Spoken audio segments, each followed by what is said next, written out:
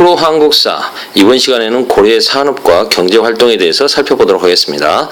먼저 농업 분야인데요. 농업은 고려는 대부분 백성들이 농민이었고 농업 산업을 기반으로 한 자급자족적 경제활동을 펼치고 있었습니다. 때문에 농업이 굉장히 중요했겠죠. 농민이 백성의 대부분이기 때문에 그들의 생활 안정이고 나라의 안정이고 그들이 잘 살아야 안정적으로 살면서 세금을 안정적으로 내주어야 나라도 운영을 될 수가 있었습니다. 국가 재정이 확보될 수 있었죠. 그래서 농업을 장려하고 농민들을 보호해주기 위해서 여러 가지 정책을 펼쳤습니다. 그 내용으로서는 농사 지을 때는 농사가 한참 바쁜 농번기에는 부역, 자벽 동원을 금지했고요. 그 다음에 만약에 그 지역이 어떤 재해를 입었다, 그러면은 세금을 감면해 주었습니다. 세금을 감면해 주고요. 지금도 천재지변 같은 게 일어나게 되면은 나라에서 이렇게 지원을 해주지 않습니까? 그런 것과 비슷하다고 하겠습니다. 그 다음에 백성들이 높은 이자에 시달려서 몰락하는 걸 막기 위해서 고리대의 이자율을 제한하기도 했고요. 그 다음에 쌀이 없을 때는 이제 의창을 두어가지고 고구려 진대법 아시죠? 비슷하게 쌀을 빌려주는 백성에 대한 구휼제도 의창을 설치했고, 그 다음에 가격이 물가가 너무 비싸다 그러면은 이제 물가 조절 기관인 상평창에서 나서서 물가를 조절했습니다.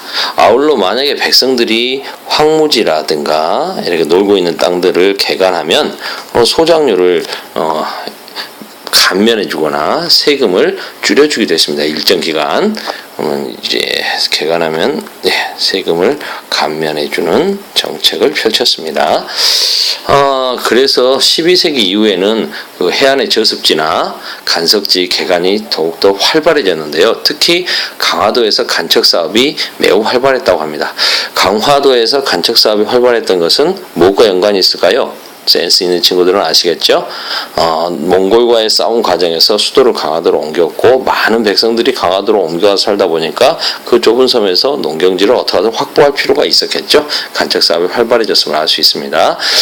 이렇게 되니까 이제 고려 전기에는 휴안농법, 휴경농법이라고 하죠. 농사짓고 묵혀놓고 이런 것들이 있었는데 고려 후기에는 이제 비료를 주는 방법이 발달돼서 지력이 성장하니까 매년 이렇게 농사를 지을 수 있는 그런 땅들도 생기게 되는데요.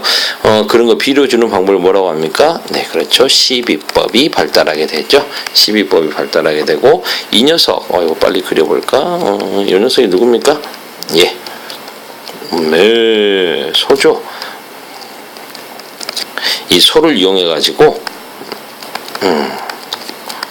우경이야 옛날부터 했었던 거지만 소를 이용해서 이제 깊이가리를 한다는 거죠. 소를 이용한 이런 깊이가리를 통해 가지고 지력이 높아져서 지속적으로 매년 농사를 짓는 연작상경을 하는 땅들이 생겨나기 시작했다. 물론 연작상경이 일반화된 건 조선 전기라고 할 수 있겠지만 고려 후기에 이제 그런 모습들이 나타났다는 겁니다. 밭농사 같은 경우에는 2년 동안 3가지 작물을 짓는다. 2년 3작 3가지 작물을 돌려서 짓는다. 윤작법. 윤작법이 확산되고 논농사에서는 물론 남부 일부 지역에 물이 풍부한 지역에서의 이야기긴 하지만 모내기법, 이양법이 실시되기도 합니다. 한편 여러분들 그 고려 후기에는 문익점이 원나라에서 목화씨를 가져오죠. 목화씨를 가져와서 그의 장인이 이제 묘나 농사 짓는데 성공합니다.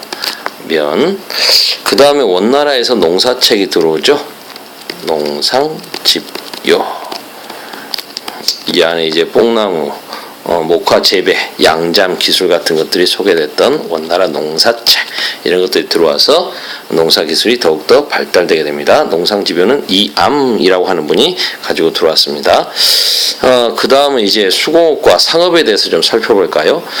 수공업은 고려 전기와 후기로 나눠서 이렇게 이해하는 게 편할 것 같아요. 고려 전기에는 수공업이 주로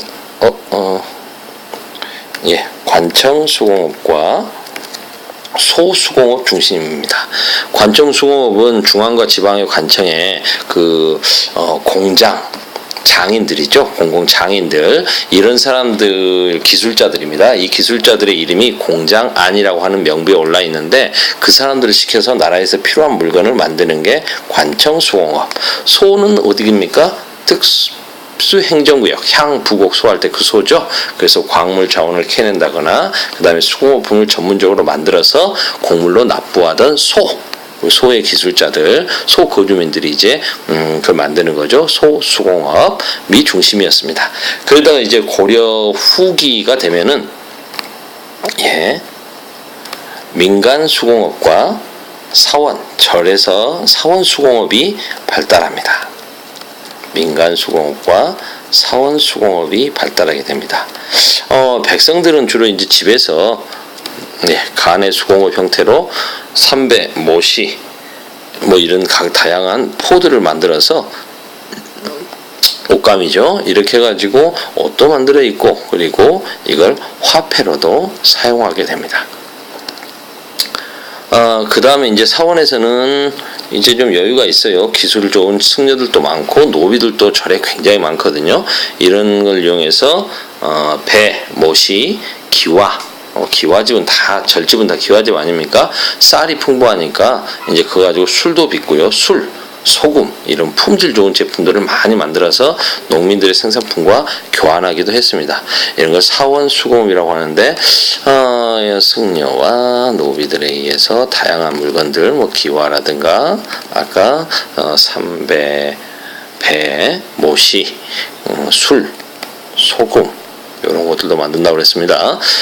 이게 너무 발달하니까 고려 말에 불교를 비판했던 신진사대부, 급진파 사대부, 정도전 같은 경우에는 불시잡변이라는 책에서 사원 수공업의 모습을 빗대서 승려들의 타락성을 술이나 만들고 이렇게 고리대금을 한다고 하면서 엄청나게 비판하기도 했습니다.